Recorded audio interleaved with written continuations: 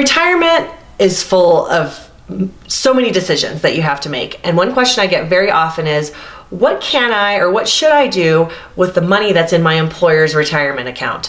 And actually, by the time people retire, often they have money in lots of different employer retirement accounts because they've had many different jobs.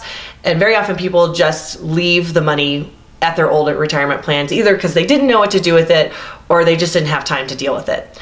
In retirement, though, you're going to want to streamline the number of accounts you have to as few as possible.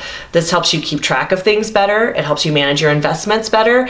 It also means that you get fewer tax forms from people from year to year if you're taking money out of a retirement account at Fidelity and one at Vanguard and one at Schwab. Then you're getting a bunch of 1099s every year. It's a lot to manage when you're doing your income taxes as a retiree. There are pros and cons to leaving money in your employer retirement account. Many large employers have very, very good retirement accounts that they've established for their employees. They've managed to negotiate very low fees. You might be in mutual funds within that account that have the lowest possible internal annual expenses. So that's very nice. You get that sort of power of what do they call it? Economies of scale, where because you are in a retirement plan with so many other people and there's so many millions of dollars in the plan, you get very low pricing within the employer plan. So that's very nice. One thing that is true, though, is that most 401ks, 401as, 403bs, they are designed for wealth accumulation. They're designed to bring money in, have it grow, send you your statements, have tools to help you plan to save for retirement. What they're not really designed for, though, is wealth withdrawal. So they don't have very handy or convenient ways for you to get your money out of the accounts. So in an employer-sponsored plan, very often the manager of the plan will charge you, I don't know, $20 to take a check out of the account. They also are by law required to withhold 20% income taxes for each withdrawal that you take out of your retirement account. The other option is you can open what's called a rollover IRA or a rollover individual retirement account. That's what IRA stands for. You can open an IRA at any place that handles money. Your bank, your credit union, a brokerage house, your financial advisor. They would all be more than happy to open a rollover IRA for you and have you transfer the money from your employer plan or plans, as the case may be, into that account.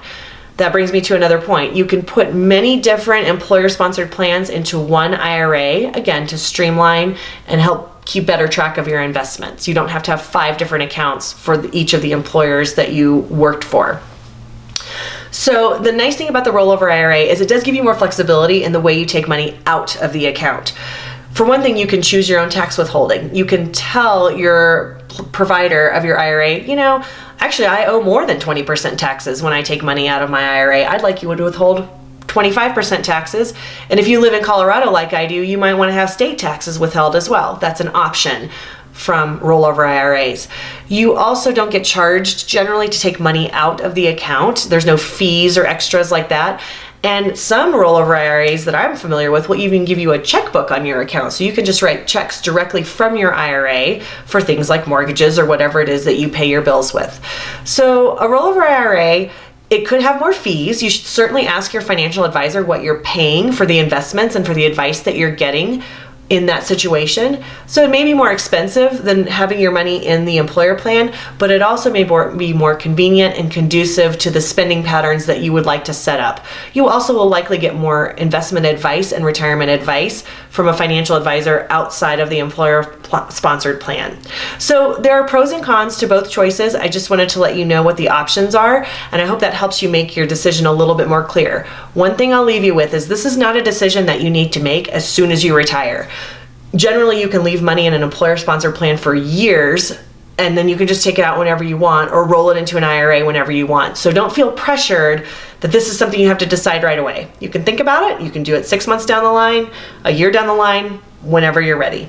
I hope this was helpful in bringing some clarity to that question.